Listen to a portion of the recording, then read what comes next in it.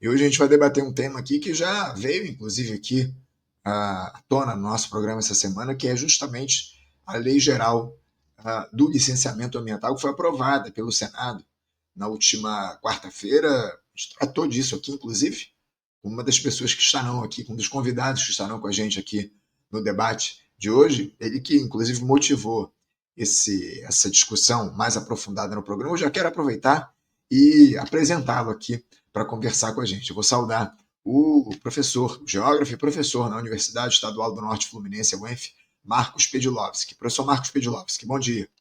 Bom dia, Anderson. A outra, quando foi? Na quarta-feira, eu falei, há muito tempo a gente não se vê. Agora a gente não para de se ver, lamentavelmente por motivos tão graves, né? Mas é bom estar novamente falando contigo. Bom receber.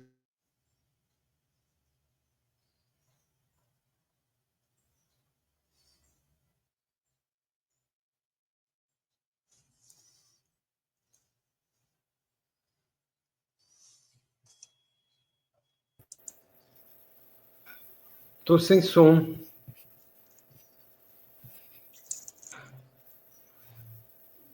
Fiquei sem som, não sei o que aconteceu. Eu estava ouvindo.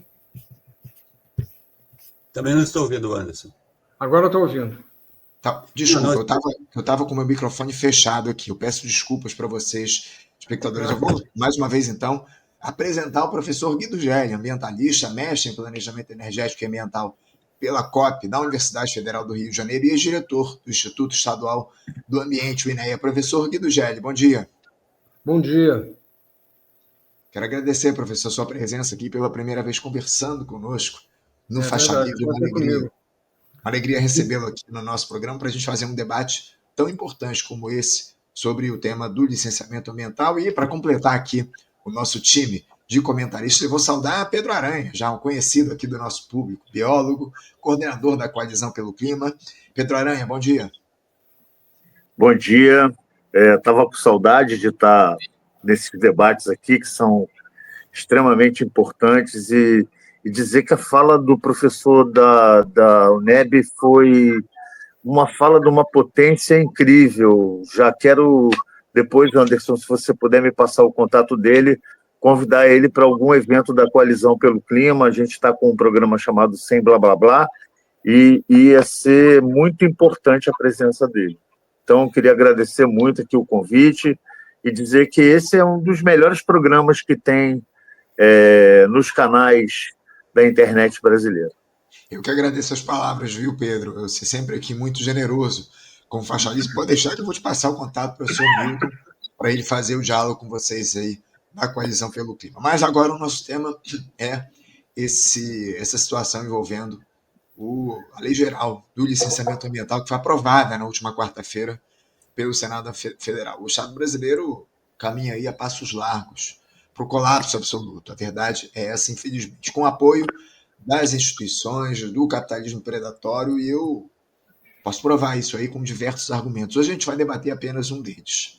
Como eu citei aqui ainda há pouco, essa semana o Senado aprovou a Lei Geral do Licenciamento Ambiental, uma proposta que tramita há mais de 20 anos no Congresso e que visa unificar e simplificar os procedimentos de licenciamento ambiental no país.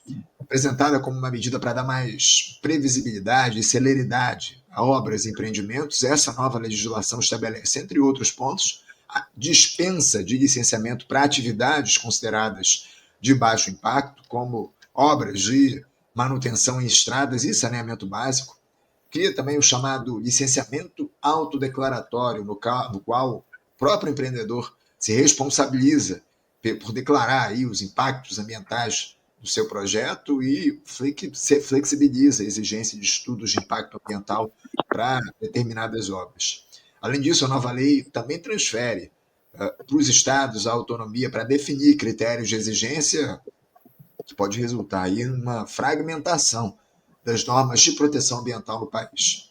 Por outro lado, a nova legislação representa um enfraquecimento do poder dos órgãos ambientais, como o IBAMA, o ICMBio, além de abrir brechas para o avanço de atividades potencialmente danosas em áreas sensíveis, como a Amazônia, o Cerrado e territórios indígenas.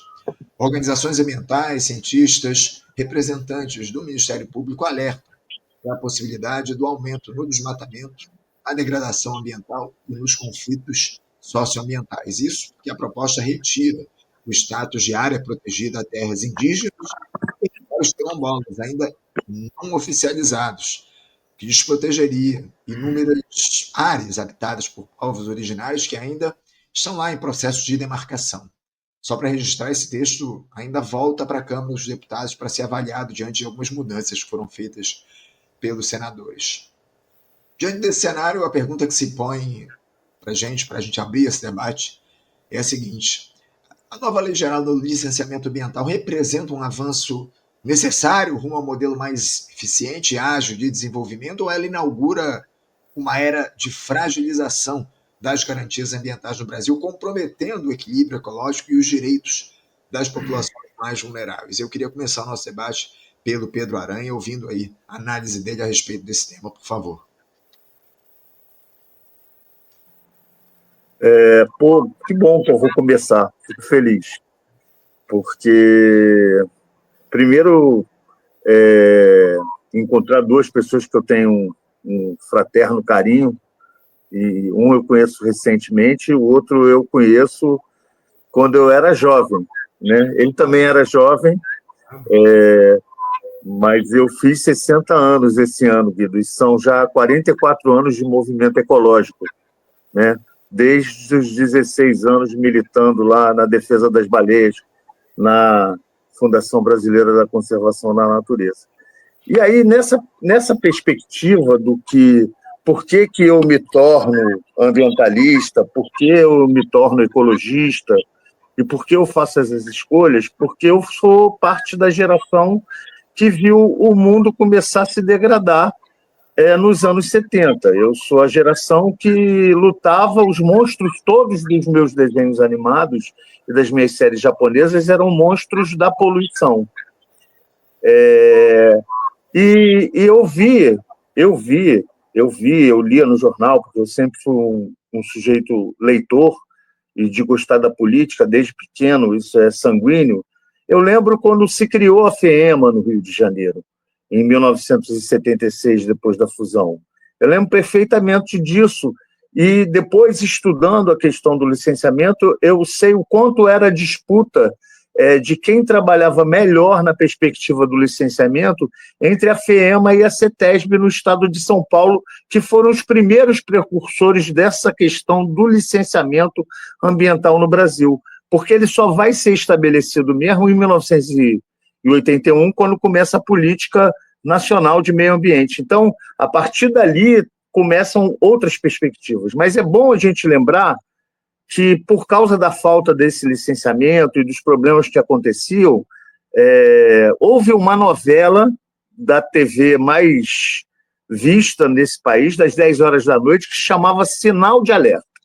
E essa novela ela falava da questão da poluição atmosférica no bairro de São Cristóvão, onde já nessa época, tanto em São Cristóvão quanto em Cubatão, nasciam bebês acéfalos.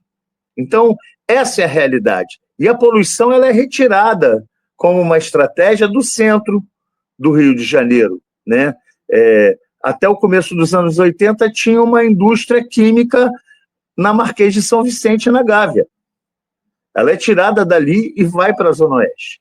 E aí, quando a gente começa a falar e pensar sobre licenciamento, esse licenciamento ele já é excludente, porque ele retira de algum lugar a poluição e joga aonde estão os mais pobres a poluição.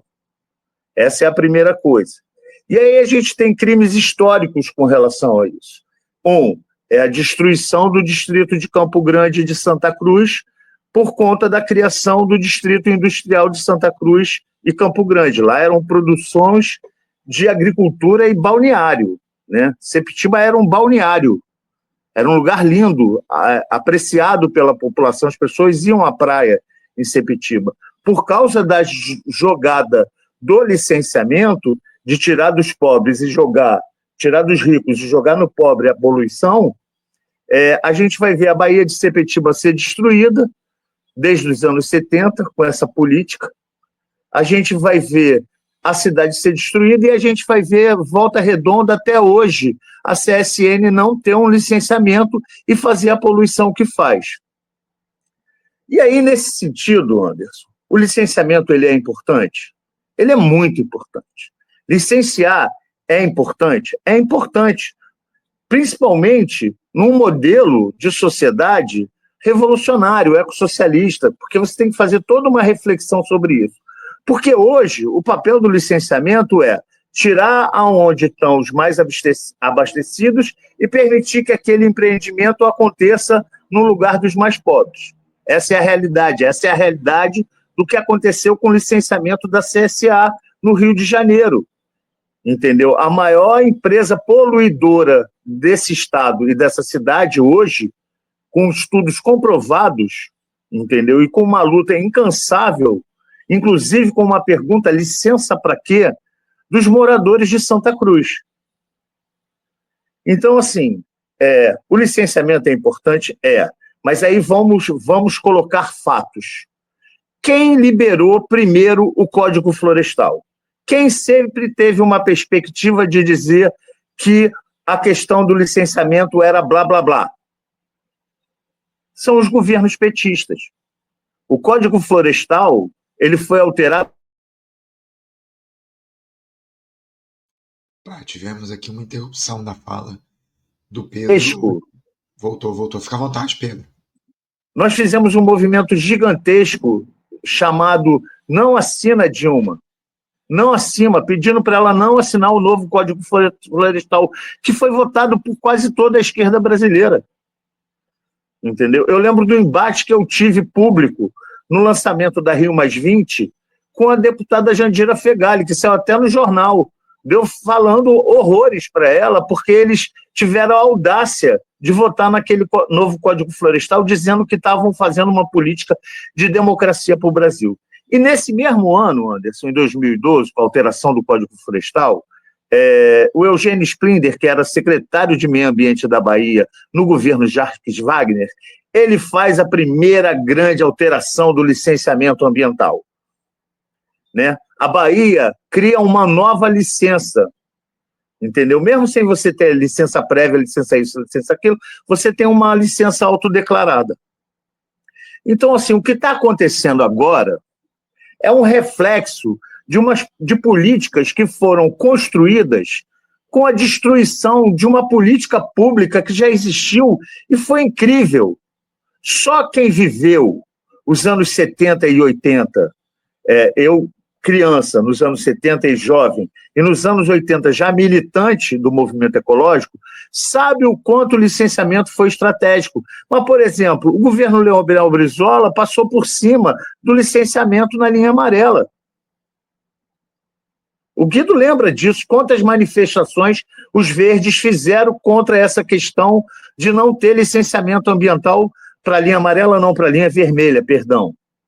Entendeu? A mesma coisa foi a quantidade de pessoas que foram expulsas dos seus locais de vida por causa do licenciamento da linha amarela. E aí, se pagando uma política de educação ambiental que dava uma Kombi, fazia isso, fazia aquilo, estava achando que estava fazendo política pública, que estava defendendo a população mais pobre. A maior prova de que o licenciamento ele é um problema para a sociedade e ele precisa ser refeito, mas não nesse modelo que está e nem nessa colocação. Ele precisa ser mais radical, porque é o que o governo da Bahia faz com o licenciamento da soja no Mato Piba, destruindo as Gerais e o povo da Bahia, do sertão da Bahia.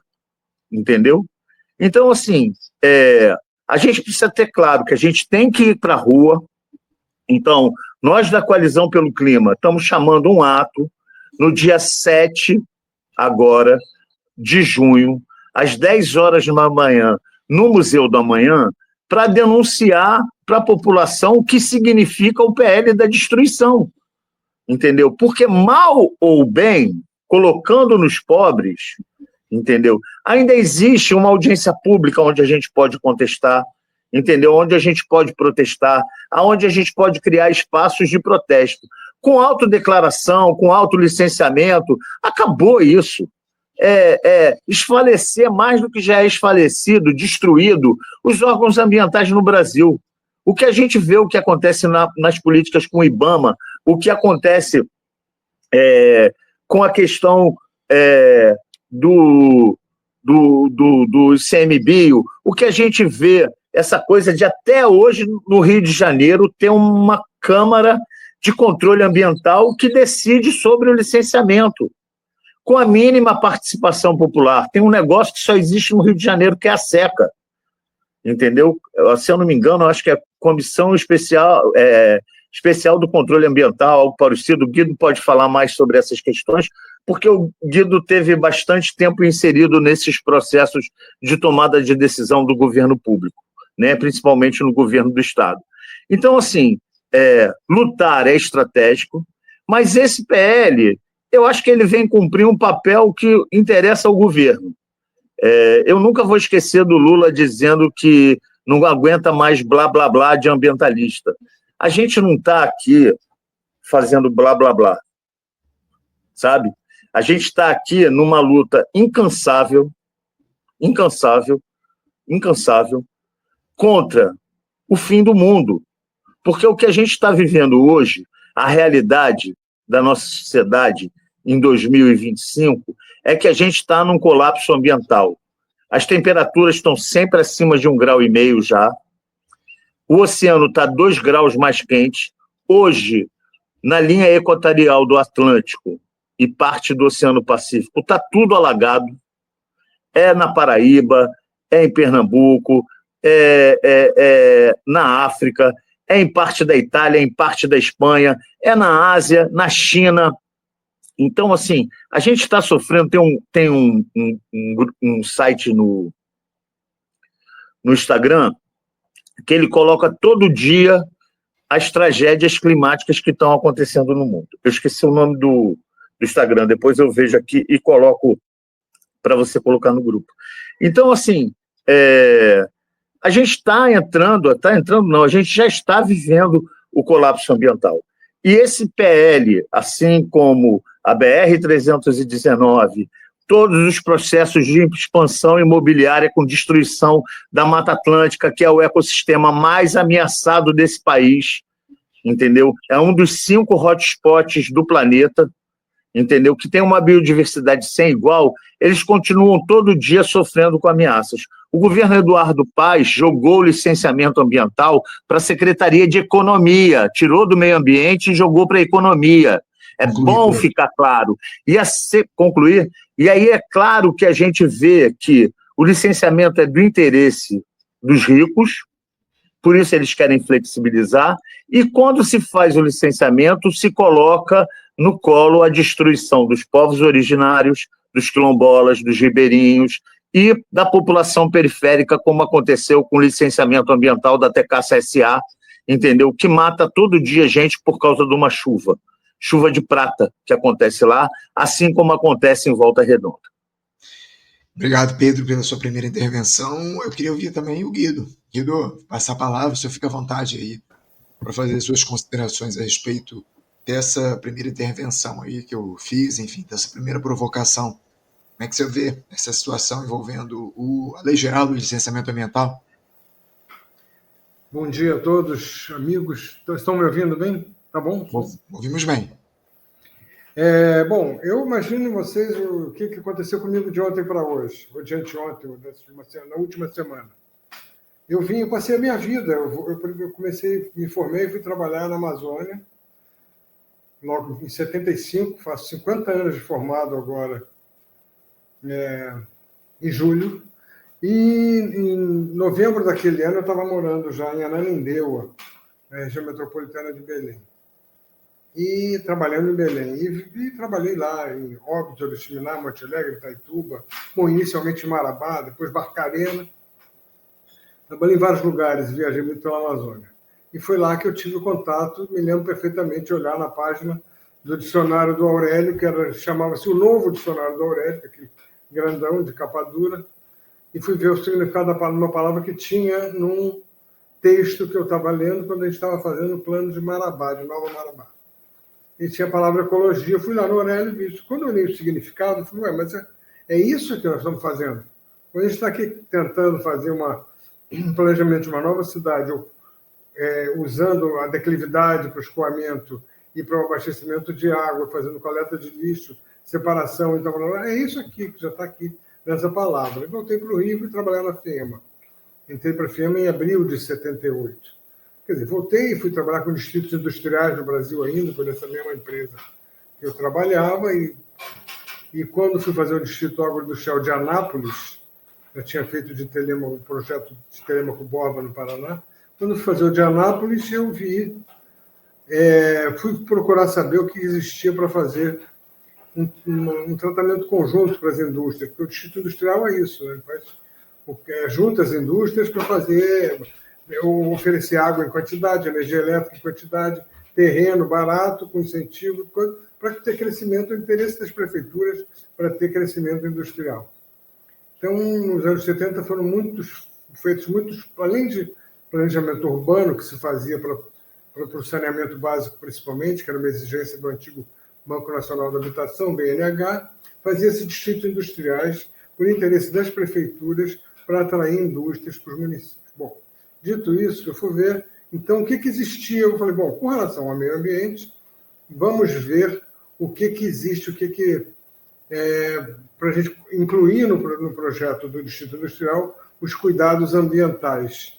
E até juntar, já existia uma possibilidade de usar, a gente já tinha essa tese, o que é resíduo para um pode ser insumo para outro. Ou resíduo, às vezes, é um insumo, só que num local inadequado. Enfim, já tinha essa teoria. Então, fui fazer. E fui na FEMA, a antiga FEMA que tinha acabado de ser criada 2 anos antes, né? Isso era 78, a FEMA foi criada em 76. E aí fui recebido lá pela doutora Vitória Braille, que ficou me ouvindo e mais interessada nas minhas curiosidades do que em dizer para mim o que existia. Falou, olha, por enquanto não existe nada, a gente está criando tudo aqui, vem trabalhar com a gente. Então, o Paulo Pinho Filho já era meu concunhado, já estava trabalhando também na FEMA, me levou, eu fui trabalhar lá com ele. Enfim, e trabalhei, diria que até hoje, né? Porque eu estou aposentado já há anos e anos, mas claro que eu sou da FEMA desde o início e a FEMA está em mim integralmente. E a primeira coisa que nós fizemos foi um sistema. Aliás, a FEMA foi pioneira nisso. O sistema SLAP, que a gente chamava, Sistema de Licenciamento de Atividades Poluidoras. Que era esse, foi criado, discutido amplamente conosco, nós discutimos cada ponto. A ideia de ter 3 licenças, licença prévia, que é para você disparar, aqui já não pode. Você pode já negar a licença no início. Aqui não pode, aqui é uma área que não cabe esse tipo de projeto. Então, já nem desenvolve o projeto. Se não se concede a licença prévia, faz um projeto, apresenta o projeto. O projeto era discutido na FEMA com os técnicos e com o representante das indústrias para dizer o que deveria, que se for feito aquele projeto naqueles termos, o que precisa ser feito para ter os devidos cuidados. E aí apresenta o projeto dentro daqueles termos. E aí, antes de começar a operar a indústria, é concedida a licença de operação depois de analisado. Bom, aquilo tudo que foi previsto foi feito, tem as medidas mitigadoras, não vai ter impacto, sim. Aí é que é concedida a licença de operação. Então, esse sistema é um sistema que também não era novidade, não fomos nós que inventamos. A FEMA foi criada, e mesmo sem, não era escondido isso, não, na verdade, aproveitando tudo que já existe de bom no resto do mundo. Mas a primeira versão da norma que estabelece limites para a emissão de efluentes, a 101, ela no próprio bojo, ela diz, olha, no Japão o limite máximo permitido é esse, 0,01 miligrama por litro, no caso do mercúrio. Na Bélgica é assim, na Holanda é assim, então, enfim, na Alemanha é assim, porque para a gente não inventar também a roda, não vamos aqui, nós aqui vamos definir um limite. E a FEMA criou a NT 201, essa norma técnica, baseada nos parâmetros que usavam muito, não só a NT 201, as normas técnicas desde o início do sistema de licenciamento. Veja bem, era tudo que existia, porque não existia, o Congresso estava fechado, então não existia legislação ambiental. Tudo se seguia através das normas técnicas. Eu também passei lá uma temporada na FIEMA, e fui trabalhar com o Ulisses Vieira, que foi eleito deputado estadual, e um dos nossos objetivos foi transformar em lei, apresentar projetos de lei baseados nas normas técnicas para transformar em lei. Então, estou só dizendo para vocês que a minha vida foi em função de implementar um sistema de licenciamento. E depois, já ainda com algum tempo do SLAP, sistema de licenciamento funcionando, é que nós começamos a ouvir falar e saber o que era o estudos de impacto ambiental e relatórios de impacto ambiental, o IARIMA. Teve um seminário aqui com gente de fora e foi criado, então, ali. E isso, o estudo de impacto ambiental foi aprovado já pelo Conselho Nacional, primeiro pela FEEMA, passou aqui no CONEMA e na FEEMA, e foi aprovado e foi levado para Brasília, para o CONAMA, naqueles moldes. Então, isso tudo foi amplamente discutido e tem um valor, as pessoas às vezes questionam, mas como... Tem vários exemplos. Por exemplo, tem um exemplo grande. Vocês já ouviram falar, claro, da usina de Belo Monte, que é polêmica, está lá no Pará. Mas o projeto inicial eram 2 usinas no mesmo local, Cararaú e Babaquara, chamavam. Já tinha esse nome, que eram nomes péssimos, inclusive para as comunidades indígenas, mas era um nome que tinha... E teve audiência pública do IARIMA. E foi na audiência pública que foi aqueles índios todos, até o Sting apareceu junto com o Raoni. E foi lindo, eu estava lá, fui às minhas expensas, não fui, oficialmente não fui, por conta, paguei para ir para Altamira, para essa grande reunião, onde foi audiência pública. Só que nós fizemos tamanha pressão nacional e internacional, né? Já estávamos ainda sob o impacto do assassinato do Chico Mendes, que foi ali, e fomos lá e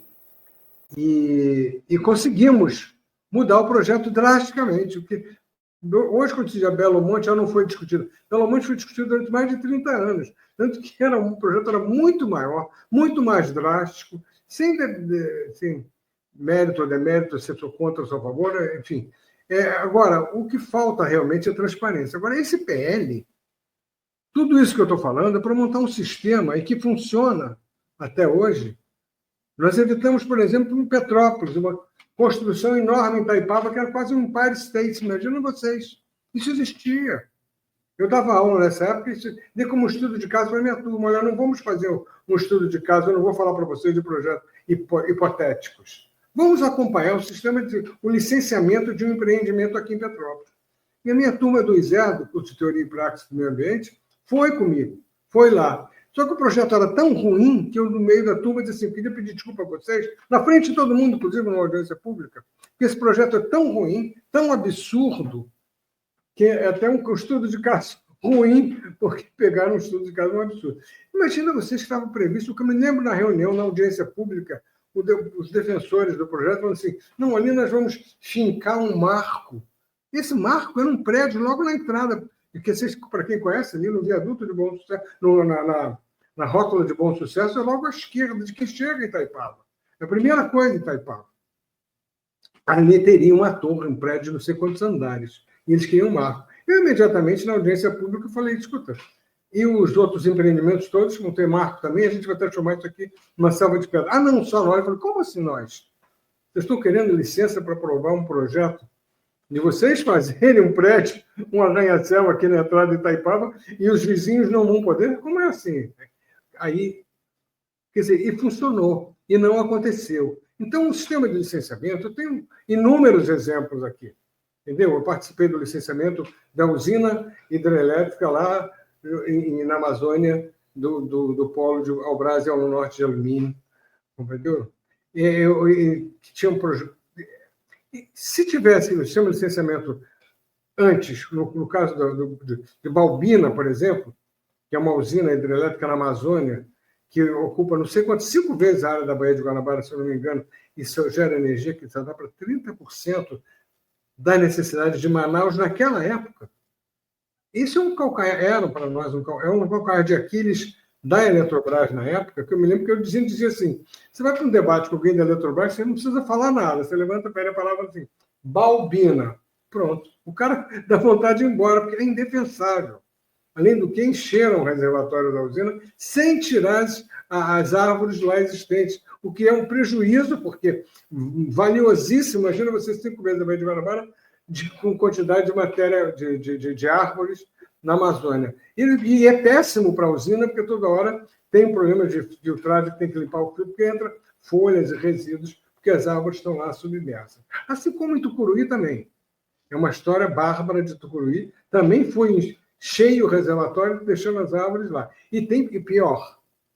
Sabemos, muito está documentado isso tudo, que teve uma empresa que ganhou uma licitação, imagina, devia pagar para ficar com aquelas árvores todas e vender aquilo, né? Se fosse o caso. Não, ganhou uma licitação para fazer o desmate, ganhou para desmatar, e não fez, foi embora e fechou, como tinha que inaugurar a usina de Tucuruí, foi inaugurada com as árvores submersas.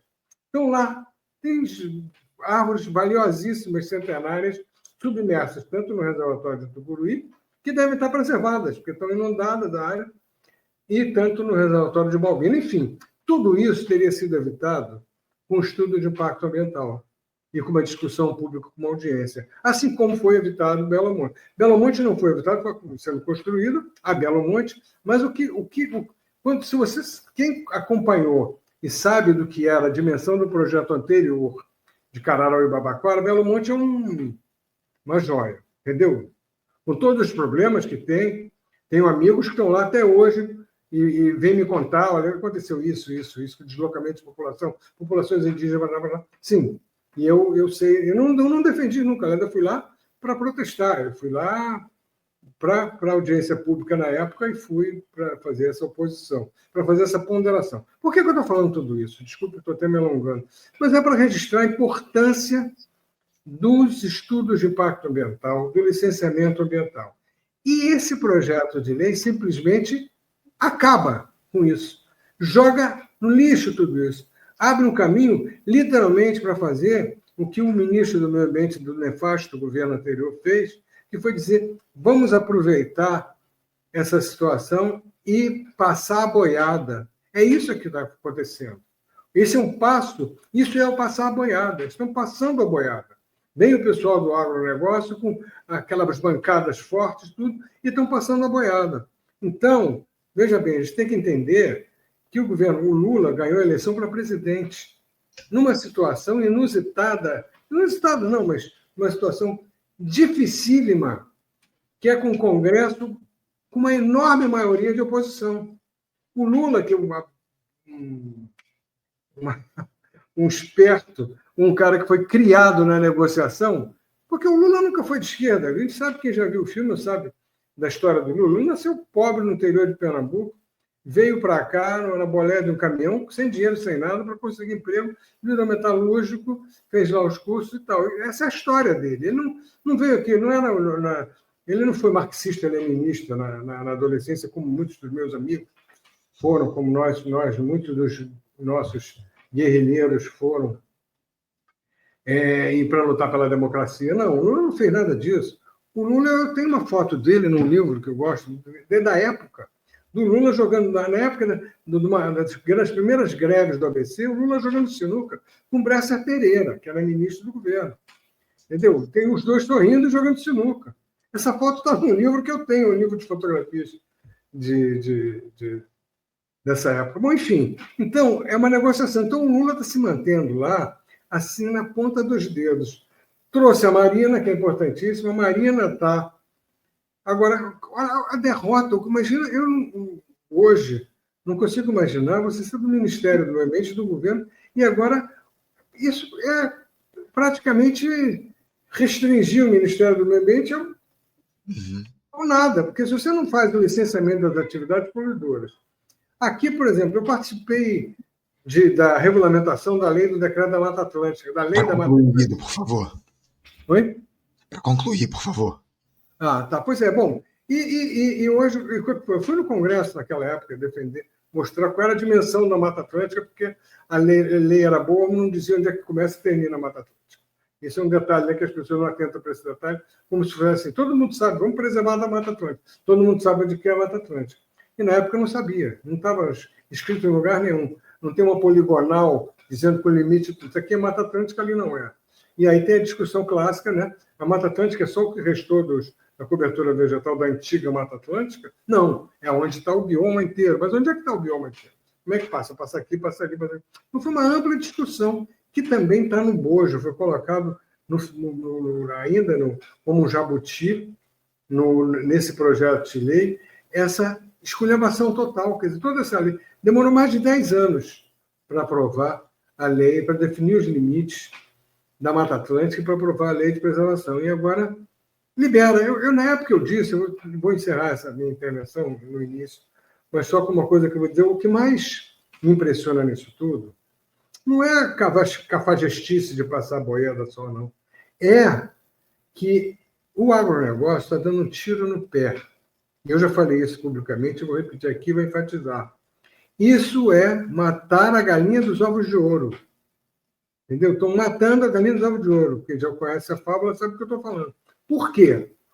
Não adianta para o agronegócio sementes tratadas, o solo tratado muito bem, aliás, que tem feito a Embrapa, tem feito isso, insumos todos, dinheiro, investimento, fazer, se não tiver o principal insumo, e esse não se fabrica, água. Água.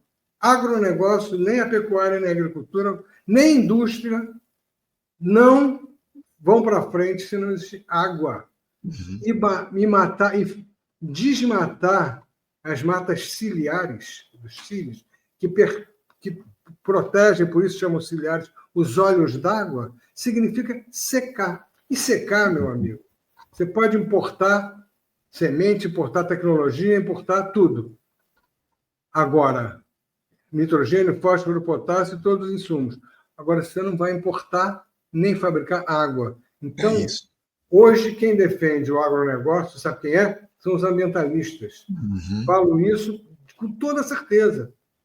Porque os ambientalistas estão defendendo que sejam preservadas as nascentes, as matas ao entorno dos rios, para viabilizar o agronegócio. Sem água, eles vão acabar, vai à falência. Isso é um tiro no pé, isso é matar a galinha dos ovos de ouro. Agora, é esse congresso infame, ignorante, burro, de pessoas que só enxergam o dia de amanhã e querem ficar cada vez mais ricos. É isso. Então, o Lula e a Marina, coitados, nessa história, estão numa situação complicadíssima. O Congresso é isso que foi visto ontem e anteontem. Acabar com o sistema de licenciamento para acabar com o meio ambiente e ganhar dinheiro. A lógica do grande capital, acima de tudo, que está em debate aqui no nosso país. Eu só quero pedir aqui para os nossos comentaristas para a gente tentar ser um pouquinho mais assertivo, se ater mais ao tema, porque a gente já ultrapassou a metade do tempo do debate aqui, não saímos nem da primeira rodada de discussões. Professor Marcos Pedro-Lopes, queria ouvi-lo também, por favor. Anderson, minhas saudações ao Guido, ao Pedro Aranha, e dizer o seguinte, eu vou tentar realmente ser mais breve, porque eles já falaram bastante. Primeira coisa, eu tenho que repetir algo que eu falei na última vez que eu estive contigo, que assim que a Câmara dos Deputados aprovou a versão light do que foi aprovado no Senado, é preciso que se diga, o Senado piorou, que já era ruim, que é um feito. Eu, que pertenço a uma rede de pesquisadores em geografia socioambiental, e nós estamos no grupo de trabalho lá, o grupo Ecolutas, que é feito por geógrafos de várias idades, inclusive os mais jovens ou mais idosos como eu, em que foi feita uma análise técnica e mostrando quais eram os problemas que haviam ali. E aquela formato era a primeira coisa que tinha ficado muita lacuna. E era uma versão que gerava simplificação, banalização e facilitamento. E eu tenho a dizer que uma das coisas é preciso que fique claro, é que parece que esse debate é um debate entre ambientalistas e desenvolvimentistas, de várias matizes. Não, isso não é isso, lamentavelmente. Esse é um debate entre quem entende tecnicamente do problema, do significado do licenciamento ambiental e dos impactos ambientais, e aí mobiliza os ambientalistas. Mas tem uma comunidade científica no Brasil que está dizendo E a Fiocruz soltou uma nota técnica primorosa, ok? O próprio Ministério do Meio Ambiente soltou outra nota técnica que explica quais as consequências disso. E eu tenho a dizer que, ao contrário do Guido, eu não livro a cara do presidente Lula, não.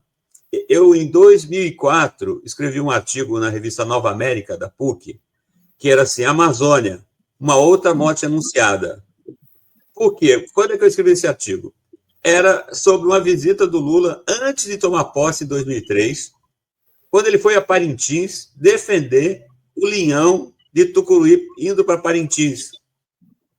Ele foi lá no Carnaval de Parintins e falou: tem que acabar com essa história, tem que facilitar isso aqui, o povo tem que ter chuveiro quente. Aí alguém falou assim para o Lula que a gente não precisa de luz elétrica para ter água quente. É aquecimento natural aqui, é uma floresta equatorial, o povo já toma banho quente. Ele falou, não, é para ter a decisão e a soberania de saber se vai ligar o chuveiro elétrico ou não. Na verdade, se a gente olha, então, essa trajetória, e é interessante que esse estágio do terceiro mandato, nós tiramos até o envoltório do que foram os primeiros anos, os primeiros mandatos do Lula, que era o neodesenvolvimentismo. Hoje acabou essa história de neodesenvolvimentismo. O que se pratica é parceria público-privada, muito dinheiro do Estado para financiar projetos privados e claramente há uma concepção antiga, antiquíssima, pré-getulista, dentro do governo Lula, que acredita que fazer uma mínima contenção da realidade ambiental em relação aos projetos econômicos é atrasar o processo. Então, mas eu tenho que dizer, o Pedro citou corretamente que é a Bahia, mas tem um caso assim mais gritante porque, olha só, o que essa lei está fazendo, você sabe que tem 5.570 municípios no Brasil. Só em Minas Gerais são 834, no Rio de Janeiro são 92. Aí, eu fiz um levantamento alguns anos atrás, quantos municípios fluminenses tinham Secretaria Municipal de Meio Ambiente puro? Menos de 10. E de lá para cá, o prefeito de Campos, o Vladimir Garotinho, tornou a Secretaria do Meio Ambiente uma subsecretaria da Secretaria de Planejamento. Então, em alguns municípios era Agricultura e Meio Ambiente. Ou seja, e o secretário era um pecuarista, um latifundiário. Então, imagina o que vai ser agora. Eu também tenho um exemplo que eu orientei uma tese de doutorado no Espírito Santo sobre os efeitos do autolicenciamento na exploração de rochas ornamentais no sul do Espírito Santo, sendo que o Espírito Santo é o principal polo produtor de rochas ornamentais no Brasil. Então, o que está gerando no sul do Espírito Santo é uma cratera gigantesca, com autolicenciamento. A Secretaria Municipal de Meio Ambiente de Cachoeira de Itapemirim emite mais licenças que o IEMA, ok? E quando a gente tentou acessar as licenças, a gente só conseguia a rubrica da licença. Eram licenças que o cara lá do escritório dele, seja quem foi, acessa, preenche, obtém. Isso também é feito na Bahia, isso também foi feito no Rio Grande do Sul, em Goiás deve estar a mesma coisa. E quando a gente olha, eu quero encerrar aqui, quando a gente olha o que já está acontecendo, a Lei Geral do Facilitamento da Devastação vem homogeneizar e legalizar uma série de absurdos que já estão sendo cometidos em nome do desenvolvimento. Mas, por exemplo, lá no Rio Grande do Sul, se fez duas coisas. Autorizou desmate de topo de morro e também obras em área de mata ciliar. Aí vieram as chuvas, que virão novamente. A gente precisa falar, essas chuvas do Rio Grande do Sul acontecerão novamente. Então, tinha um município lá, Mussum, que era o campeão, em 2022, foi o campeão nacional de desmatamento da Mata Atlântica, por causa da lei ambiental do Rio Grande do Sul permitindo desmate de topo do morro. Quando veio aquela chuvarada, não tinha mais floresta para proteger. E o que aconteceu foi o Vale do Taquari extravasando, matando, e tem áreas que vai levar mais de 40 anos para ter novamente matéria orgânica para a agricultura. Então, só para passar para a próxima rodada, o que está se fazendo, até porque, acho que o Guido falou em jabutis, tem vários jabutis que autolicenciamento é o mínimo, mas teve aí mineração em área indígena, restrição do que é reconhecido como área indígena e área quilombola. Nós sabemos, eu estive num encontro recente com uma dos representantes do Conselho Nacional dos Quilombolas, a CONAC.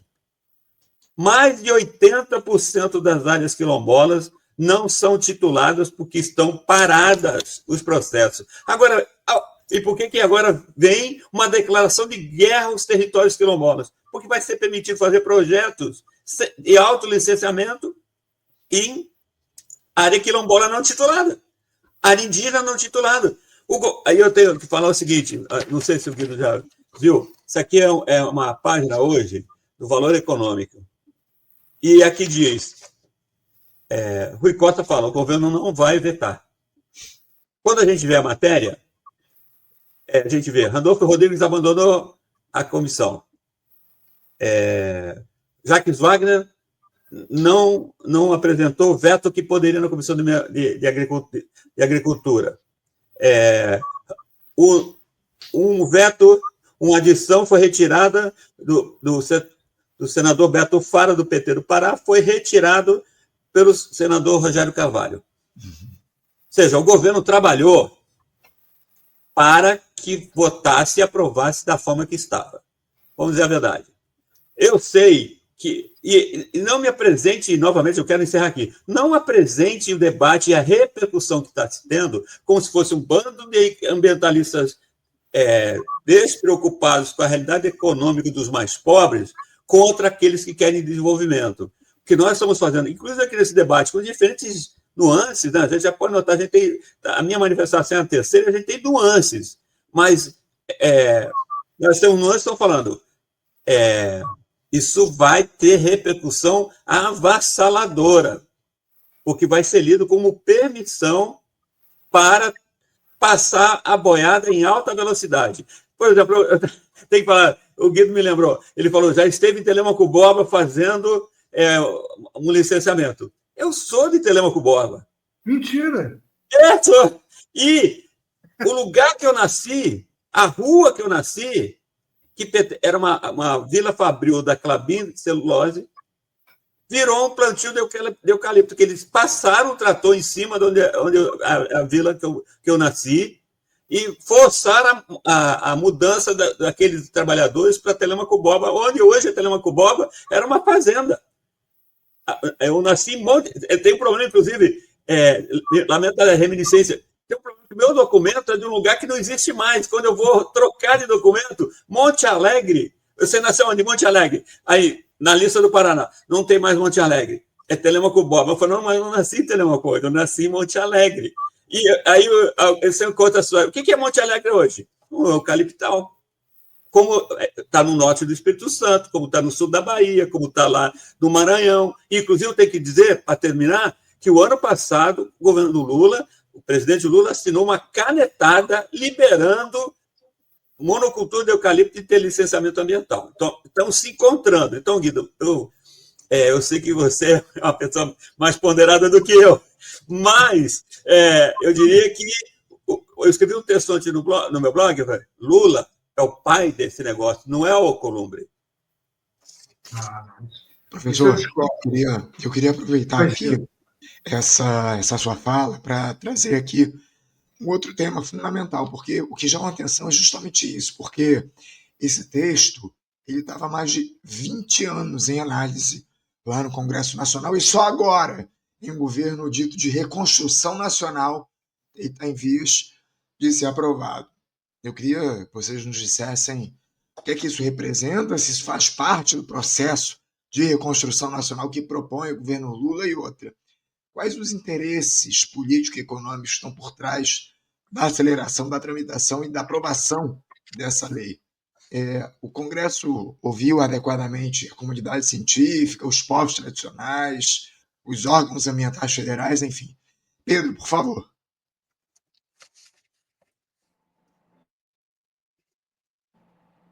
Ai, meu Deus, logo eu de cara. Bom, Eu queria começar dizendo que tem um interesse muito claro sobre o que significa esse libera geral, né? O significado claro disso é a aliança que esse governo tem e que todos os governos no Brasil, não é uma característica desse Lula 3, é uma característica de todos os governos, eles têm uma aliança clara com um modelo de desenvolvimento econômico de exportação de grão. Porque é isso hoje que sustenta o Brasil, é o grão, é a pecuária, né? E a mineração, né? E aí, esses 20 anos dessa lei me lembram a questão dos transgênicos, que ficou muito tempo parado, e bastou o Lula entrar para liberar os transgênicos no Brasil. Eu sou do tempo que o MST e a Via Campesina destruíam o laboratório da Embrapa de transgênico. Então, só para a gente lembrar isso. E aí, nesse sentido, assim, eu sempre tenho essa pergunta que não é contra o licenciamento e nem a favor dessa lei, né? Tem que ficar bem claro aqui. Licença para quê? Para que serve essa licença? Essa licença serve para dizer aonde eu vou degradar, né? Se tiver população local, como os quilombolas que não são reconhecidos, ou terra indígenas que não são reconhecidas, eu vou colocar um empreendimento lá, e isso não vai ser um problema, entendeu? Queriam fazer um autódromo, e passou na Comissão de Meio Ambiente do INEA, dentro da floresta do Camboatá, o último remanescente de Mata Atlântica de Baixada, no Rio de Janeiro.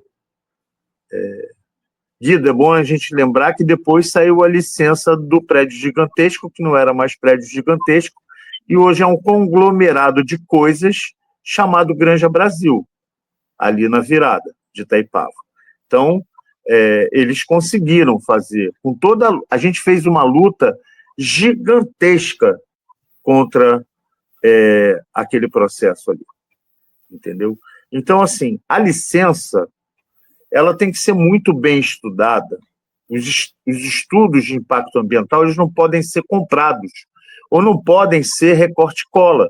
A gente viu estudo de impacto ambiental dizendo que não tinha uma espécie da Mata Atlântica para fazer uma usina em Santa Catarina, e a rede de ONGs da Mata Atlântica foi lá com uma pesquisa paralela e fez dizendo, não, aqui tem essa orquídea que não estão dizendo que não tem. Ela existe lá. Foi a mesma coisa com o rivolídeo, que era do estudo de impacto ambiental da floresta do Camboatá. Então, essa licença, a discussão, ela precisa ser muito mais profunda. A gente precisa licenciar, sim. A gente vai viver nesse planeta, nesse país, sem estruturas que nos façam viver e viver de forma confortável para todos, mas a gente não pode autorizar licença ambiental de eólica e solar que afeta as populações locais. A gente tem hoje, produzido pelo licenciamento, porque teve audiência pública, teve tudo, e continuam criando usinas eólicas no Rio Grande do Norte, no Ceará, nos litorais do Nordeste brasileiro, licenciados, e foi o movimento popular, o movimento das pessoas que estão atingidas por aquilo ali, criaram um movimento chamado MAR, Movimento dos Atingidos pelas Renováveis, que vai ter o seu primeiro encontro nacional agora, começa hoje e vai até domingo, no interior do Ceará. Então, assim, esse licenciamento ele precisa ser muito mais discutido, ele precisa ser muito mais popular. E aí eu vou te dizer o que aconteceu com esse PL. Esse PL teve audiência pública. Mas quem pode pegar um avião e ir para Brasília fazer audiência pública? Não é a classe trabalhadora que vai ser afetada, não é a população local. Então, assim, o buraco dessa questão toda da política ambiental, do licenciamento ambiental, é um buraco tão profundo, tão alargado, né? Uma área do governo que não tem recursos. Se você for pesquisar os recursos para o meio ambiente nos governos estadual, federal, municipal, é pífio. E a gente enfrenta problemas gigantescos. Então, assim, essa é a grande pergunta que eu faço até hoje. Por que licenciaram a TK-CSA? Sabendo que aquele empreendimento, por mais que ele colocasse firulinhas, entendeu? Ele fosse aprovado. E aí a gente tem que acordar, gente. A gente dá licença ambiental para empreendimento que é isento de tudo que é imposto, porque senão não se estabelece no lugar. Entendeu? Então, quais são efetivamente as políticas que são feitas? A gente tem dificuldade para saber do que as pessoas vão para o posto de saúde lá em Santa Cruz. Sabe por quê? Porque o posto de saúde, as pessoas no posto de saúde andam com a camisa da prefeitura com o logo da Ternium, né? Da TK-CSA, que mudou de nome, passou para Ternium. Entendeu? Então, assim, o buraco é muito profundo, entendeu? Muito, extremamente grande, e a gente precisa estar acordado para lutar por políticas de sobrevivência hoje. E esse PL é o PL do fim do mundo, como algumas pessoas chamam. Sim. Entendeu?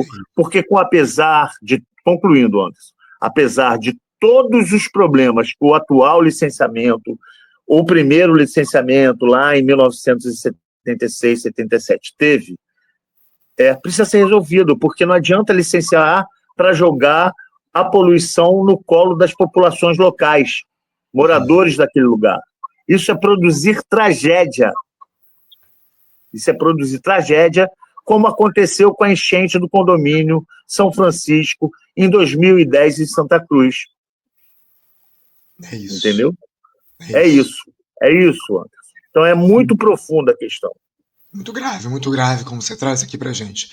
Quero mais uma vez pedir desculpas aos nossos espectadores, minha voz está indo embora. Vou tentar segurar aqui até o fim do debate, mas eu queria ouvir o Guido sobre isso. Guido, 20 anos do tema parado no Congresso e só agora, nesse governo Lula, o tema voltou a ser debatido. O que é que justifica isso? Um governo de reconstrução nacional? Olha, o projeto inicial era um projeto de reformulação do sistema de licenciamento, de aperfeiçoamento do sistema de licenciamento. O que eles pegaram agora, o que fizeram, foi pegar aquele projeto original que está, esse sim, há 20 anos, que era e transformar, inverter totalmente.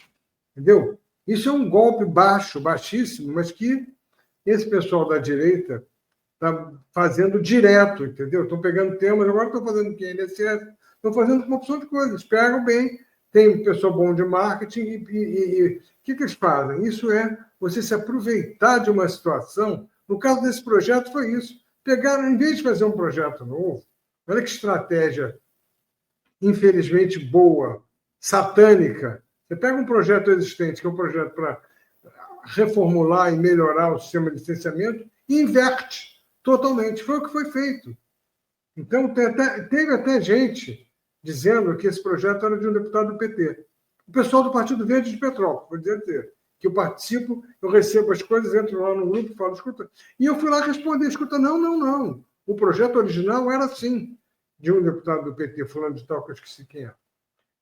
Que foi agora totalmente invertido. Agora, com relação ao Lula, ou quem tem culpa, quem não tem culpa, primeiro o seguinte, bom, eu fui, além de trabalhar na área de meio ambiente, fui diretor do IBGE, enfim, do Jardim Botânico. Na administração pública, você não faz, assim como tudo na vida, eu acho, você não faz o que você quer e o que você acha correto. Você faz aquilo que você pode para minimizar ou para mitigar os impactos. Claro que se a gente for falar, bom, vamos fazer a revolução do proletariado, como eu fiz. como eu dei aula sobre estudo de impacto ambiental em cursos vários, na FGV, no ISER, muitas vezes chegava um pessoal mais militante esquerdista e disse, para que serve tudo isso? Não serve nada. Eu falei, bom, se a gente for falar do que é da situação da humanidade como um todo do Brasil, vamos tentar fazer aqui a Revolução do Proletariado, algo pelo qual eu já me mobilizei para fazer, então não precisamos falar realmente de impacto ambiental. Agora aqui vamos usar esse instrumento para melhorar um pouco. E aí, vocês vão me perdoar, a diferença é que nós estamos tratando o seguinte, o Lula e o governo anterior do Bolsonaro, o Bolsonaro nomeou um cara para ministro do Meio Ambiente, que uma das primeiras falas públicas dele, não passar boiada. Aproveitar a oportunidade para passar boiada. E o Lula nomeou a Marina. Então, tem uma diferença muito grande nisso tudo, entendeu? De qualidade, de cuidado. A gente não pode jogar tudo no mesmo barco e dizer, porque também é o seguinte, o Lula está enfrentando essa oposição enorme, essa pressão, e o Lula não é ambientalista, não. Não é. Isso é verdade. O Lula é desenvolvimentista. O Lula, a origem dele é sindicalismo de resultado. Entendeu? Então, é isso. Ele é desenvolvimentista e o pessoal em volta dele é também. Agora, então, a Marina aceitar isso e está lá e está brigando até hoje, é uma briga de foice de gente muito grande internamente. Internamente. Então, agora, não precisa... Eu também digo isso para os meus amigos e para os meus colegas. A gente não precisa hoje fazer oposição interna. Entendeu? Eu estou lutando para... E olha que eu não estou nem trabalhando lá, não estou participando do governo, não tenho nenhum interesse específico, nenhum, zero. Nem trabalhei nesse e nem no anterior. Estou muito tempo trabalhando como consultor em outras áreas. Então, agora, existe uma diferença muito grande. A gente não precisa hoje... eu vou pegar as críticas que eu faço à administração da Marina ou ao Lula na área de meio ambiente, porque isso a oposição já está fazendo. Entendeu? Então, se o sistema de licenciamento... O Pedro, e olha só, eu vi o projeto todo inicial e eu sou metropolitano, né? Está lá hoje, Itaipava do jeito que está. O que tem hoje construído, que não é nada dos meus sonhos, longe disso, é muito melhor ou muito menos ruim do que aquele espigão que tinha lá no início. Então, são vitórias, assim como é muito... Eu estou lá, Pedro, eu conheço bem, eu até tenho bons restaurantes lá dentro da Granja Brasil, participei com a Yara, fui lá para a rua, fui audiência pública, estive lá, por acaso aqui é a minha terra, então eu tinha até um interesse especial. E nessa época eu passava o fim de semana em Nogueira, meu pai tinha casa em Nogueira. Enfim, acompanhei de perto. Mas, enfim, não é só isso. A mesma coisa, quando se critica Belo Monte, não foi discutido. Olha, foram mais de 20 anos de discussão. Eu fui na audiência pública em Altamira para discutir Cararau e Babaquara. E não aconteceu Cararau e Babaquara. Se não tivesse acontecido, em vez de Belo Monte fosse Cararau e Babaquara, aí sim era uma tragédia maior. Então, tem algumas coisas que a gente tem que colocar também. Desculpe o contrário de vocês, eu não quero fazer o discurso da direita, nem fazer o discurso do desenvolvimentismo versus preservação do meio ambiente. Agora, eu achei até curioso, o Pedro falou, desse movimento de resistência das renováveis. Ora, você vai a Belo Monte. Eu não quero a usina de Belo Monte. Você vai a Angra e vai estar de braço dado comigo, porque eu fiz, e acho até hoje, a nuclear é um dos maiores problemas. Porque tem resíduo nuclear que não sabe o que fazer com aquilo, estão enterrando lá. Então, os nossos tataranetos vão cuidar de resíduo nuclear, sabe disso? Vão ter que ir lá cuidar. E até hoje, e olha, essa briga não acabou, não. O Adriano Pires publicou um artigo há pouco tempo, agora menos de um mês atrás, o meu professor é meu amigo, hein? Defendendo o nuclear. Então, o lobby ainda é grande da usina nuclear. E a usina nuclear tem um compromisso horroroso, não é nada sustentável, que é deixar resíduo radioativo, letal, fatal para as próximas N gerações. Então, deixa eu terminar só uma coisa. Nós estamos numa situação que é o seguinte, bom, tudo bem, vamos lá, movimento dos atingidos pela renovável. Mas se você não quer Belo Monte, não quer nuclear, eu não quero eólica, então eu quero menos consumo de energia. Eu também. Eu sou pela otimização dos sistemas e gastar menos energia. Agora, não tem como. O Brasil tem uma carência ainda muito grande Muita gente ainda não tem acesso nem a eletrodoméstico, não tem acesso nem a comida, que dirá uma qualidade mínima de vida. Não é? Então, na área de saúde, se não tiver energia elétrica suficiente, também não funciona. Na área de alimentação também não. Então, a gente, quer dizer, sabe, eu agora estou até curioso com essa área renovável, porque, para mim, energia solar e eólica é um bom caminho alternativo, só para minimizar, porque também, comparando com a quantidade de energia gerada por uma hidrelétrica, solar e eólica ainda estão ali. Né? Agora, se a gente também não quer solar, nem eólica, nem Belo Monte, nem Angra 3, a gente vai ter que decidir o que a gente vai fazer, entendeu? Então, eu acho que o licenciamento, ele não vem só para... Tem algumas coisas que têm que ser proibidas, não tem jeito. Agora, vem para mitigar, para escolher a melhor forma, uma forma menos ruim. Esse é o problema. O problema é que agora estão acabando com isso. Se não fosse tão importante o licenciamento, eu vou te dizer, só para finalizar essa intervenção, se o licenciamento não fosse tão importante, não iam fazer um PL dessa magnitude, enfrentar todas essas questões para acabar com aquilo. Então, o sistema de licenciamento tem o seu valor, senão não iam fazer esse esforço enorme para acabar com o sistema de licenciamento. Tá certo, Guido. Eu tenho pleno acordo que a gestão anterior do Jair Bolsonaro tinha muitas diferenças para esse governo.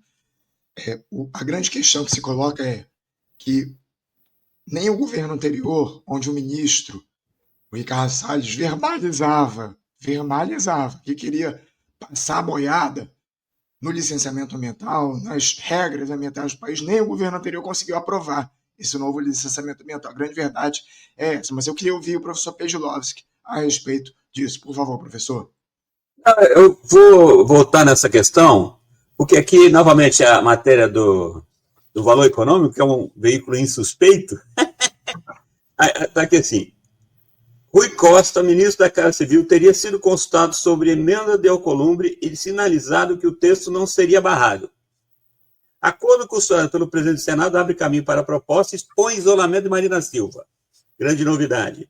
Apesar de parte da base ser contra, um acordo de cavalheiros entre Alcolumbre e o governo garante que agora o texto avança sem dificuldades na Câmara de Deputados. Então, Guido, meu caro, esse acordo foi costurado pelo governo. E aí eu tenho que dizer por quê? Porque o governo, Lula, e você marcou bem, ele tem um interesse desenvolvimentista pré-getulista, ou pré-JK. E eu sempre, acompanhando, eu tenho orientado teses, dissertações que envolvem licenciamento, sempre teve na minha cabeça que havia uma contradição com aquilo que os militares tinham criado, que era a Secretaria do Meio Ambiente, o decreto de 81, que era dentro do regime militar, a própria SEMA 76. Havia uma contradição entre o sistema de proteção que os militares criaram e a vontade dos setores mais atrasados da sociedade brasileira, que hegemonizam a política nacional, que é o latifúndio, possui. E isso já se deu em relação à legislação dos agrotóxicos. A gente tinha uma legislação bastante moderna, que foi destroçada. Já se deu com o Código Florestal, que era dos militares, foi piorado por um ex-comunista, que é o do Rebelo. E agora a gente tem, como o Anderson falou bem, a situação do licenciamento. Porque o que eu acredito do ponto de vista de visão, enquanto a gente está discutindo o PL da devastação e como é que ele passou, o governo Lula cotou 31% do orçamento das universidades federais, eventualmente inviabilizando o funcionamento da maioria delas a partir de algum momento aqui no segundo semestre. Então, vai se paralisar as universidades, onde se faz a pesquisa, e se libera esse licenciamento. Porque o que está em jogo, e aí, Anderson, voltando a essa questão, se é o governo da reconstrução, só se for da reconstrução da ordem pré-13 de maio de 1888. Porque a única coisa que está faltando agora é a abolição da Lei Áurea, a oficialização do trabalho escravo que já existe em muitas partes do Brasil nesse momento. Porque o resto O sistema de proteção que os militares, num regime militar sangrento, criaram, o governo Lula está desmontando. E aí, eu sei que aqui tem pessoas que vão entender, a maioria dos ouvintes talvez não entenda, quando se tinha o debate dentro dos soviets, no período pré-revolucionário, entre fevereiro e outubro de 1917, era um governo dos cadetes com os socialistas revolucionários, se não me engano, ficava lá os bolcheviques falando, governo mal, temos que derrubar e dar o poder aos soviets. E os mencheviques, que era a maioria, bolchevique quer dizer maioria, menchevique quer dizer maioria. Os mencheviques, não, esse é um governo de transição, derrubamos o czar, vamos manter aqui essa onda, porque isso é melhor do que a gente ter... aliás, não ser derrubado. O czar perdeu o poder, senão volta o czar. O czar aqui é o Jair Bolsonaro, é a extrema-direita. É a mesma lógica. E eu diria que a gente tem que ser franco com as pessoas que estão nos ouvindo. O que está se liberando hoje é a multiplicação das mussuns, resort em cima de área de restinga, Espigão e Itaipava, que parou lá, agora vai poder, porque vai ser autolicenciamento, que é baixo impacto. E, incrivelmente, tem uma discussão que eu estou acompanhando nesse momento, Guido, que é a tentativa da Anglo-American, ao arrepio da lei do Mar de Lama, fazer um aumento de não sei quantos milhões de metros cúbicos numa mega reserva de rejeitos que eles têm em Conceição do Mato Dentro. E está tendo lá as audiências públicas, o povo está barrando, está uma discussão danada, que vai ser 12 vezes maior que a reserva de Mariana. Ok? E a Anglo-American quer passar, tem uma lei dizendo que não pode. E aí agora o governo Zema, em contradição com a lei, junto com a Anglo-American, aprovar o aumento dessa barragem de rejeitos. E, pasmem, esse é um empreendimento de médio porte. Não vai precisar de uma audiência pública. Então, eu diria, e agora, sobre as eólicas, eu tenho revisado uma série de artigos sobre os impactos das eólicas. E eu estou com um na mão agora, sobre a expulsão, a violência e a desterritorialização de comunidades quilombolas, principalmente no Nordeste. E aí eu digo que o Maranhão curiosamente, se fala tanto do ministro Dino, ex-governador Dino, o Maranhão hoje é o epicentro do encontro de várias linhas de combate contra grupos indígenas, quilombolas e o pessoal do Babaçu, todo mundo na linha de frente do quê? Ou do desmatamento, ou das eólicas,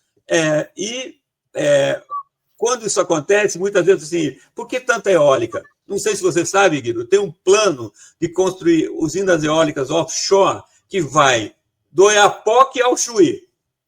E aqui, isso vai causar o quê? O extermínio da pesca artesanal. Ok?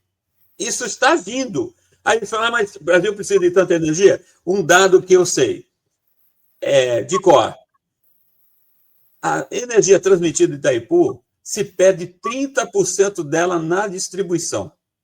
O Brasil, se você botar na ponta do lápis, gera mais energia do que precisa. O problema é, como na questão da água, é o desperdício do sistema de transmissão. E essas ilhas de offshore, essas usinas eólicas, não estão destinadas para a produção de energia aqui no Brasil. Curiosamente, isso é para a produção de hidrogênio, para alimentar os carros sustentáveis elétricos na Europa. A produção de todas essas eólicas não é para o mercado nacional da energia.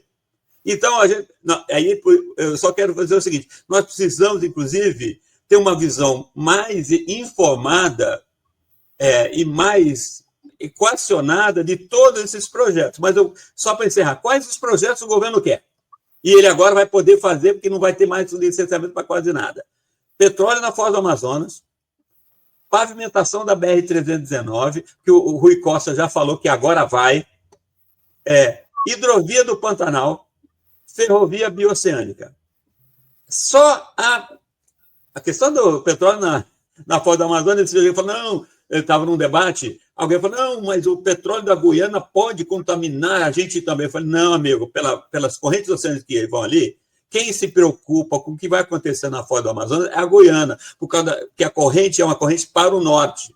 Então, não vai danificar só a frente ali da Ilha do Marajó, todas aquelas comunidades brasileiras. Os indígenas da Guiana estão com os cabelos arrepiados com a exploração de petróleo do lado brasileiro, porque as correntes empurram tudo para ali. Então, mas eles estão produzindo. A Guiana está produzindo. Sim, mas não vai nos afetar. Quem vai afetar não somos nós, porque as correntes nos protegem de qualquer vazamento na Guiana. Isso é interessante. Não, mas olha só, que interessante. Existe o mito que a Guiana já está explorando, mas um derramamento de petróleo na Guiana não vai nos contaminar, vai contaminar a eles mesmos. Agora, o nosso derramamento, que vai acontecer, porque olha só, a situação hidráulica e de correntes naquela região ali são de correntes fortíssimas. Eu tenho um colega que é um dos líderes da pesquisa dos corais, Recife de Coral da Amazônia. Quando eles pararam o navio, o último cruzeiro que eles tiveram, sabe qual foi o principal problema que eles tiveram? Conseguir baixar a âncora e os instrumentos de medição, porque a corrente não deixava. E a gente vai com a Petrobras, com o histórico que a Petrobras tem, na Baía de Guanabara, porque se fala muito da Petrobras, que nem hoje é maioria de capital privado, internacional. Ninguém fala, por exemplo, que quase aconteceu uma mega tragédia recentemente na Baía de Guanabara, no polo de refino ali na Ilha da Guanabara, da Ilha do Governador. Então, a Petrobras ela tem uma grande proteção do imaginário, mas as práticas da Petrobras, e que o diga o meu companheiro Alexandre Andes da OMA, são duríssimas com quem resiste contra os seus projetos no território. Então, olha só para encerrar, eu diria que a gente tem que... e eu estou oferecendo aqui a análise mais fria que eu posso oferecer. Ok? Eu posso soar... não, mas eu estou oferecendo ao nosso ouvido e aos meus companheiros de bancada uma visão que eu tenho de pesquisa na Amazônia, inclusive, de quase 30 anos. E o que eu vejo agora, com tudo que está desenhado, e eu fui entrevistado num programa do SBT News. Sabe qual vai ser o problema que vai ter? Daqui a 2 ou 3 anos, vão ter que fazer uma lei emergencial para restabelecer o licenciamento, seja governo de direita, de extrema-direita, porque o que vai se abrir para os próximos anos é um ataque em regra às comunidades indígenas, aos quilombolas, ribeirinhos, aos ecossistemas naturais. E nós já temos demonstrações que o colapso climático vai ser acelerado no Brasil frente a essa ao fim do licenciamento, que na prática é o fim do licenciamento que está se dando. Porque quase tudo, inclusive a BR-319, vai ser sem licenciamento. Se isso não é abrir as portas do inferno, eu não sei o que seria. Então, eu estou oferecendo o que eu tenho de melhor conhecimento técnico sobre a matéria. Não sei se ficou claro. Obrigado, professor Pedulowski. Bom, gente, eu tinha outras perguntas aqui, outras questões para levantar. Queria muito seguir aqui no nosso debate, a gente já chegou ao tempo limite, mas, acima de tudo, a minha voz chegou ao limite, minha voz acabou, não tenho condições de seguir o debate. Quero pedir 1000 desculpas aos nossos comentaristas, aos nossos analistas aqui, a você, espectador, por esse pequeno problema que eu tive aqui. Eu prometo que na próxima segunda-feira eu vou estar em condições, minha voz vai estar plena aqui para a gente voltar a fazer o diálogo, o debate, trazer as discussões importantes do nosso programa. Quero agradecer demais a todos que estiveram aqui com a gente, agradecer ao Pedro, ao Guido, ao professor Pedulowski. Muito obrigado a vocês pela presença aqui no programa de hoje. Quero aproveitar para convidar os nossos espectadores para na segunda-feira, a partir das 8 da manhã, estarem aqui conosco para mais uma edição do nosso Faixa Livre. Mais uma vez, 1000 desculpas por a minha voz prejudicada. Muito obrigado a todos. Eu desejo um ótimo final de semana, meu abraço forte e até segunda-feira, às 8.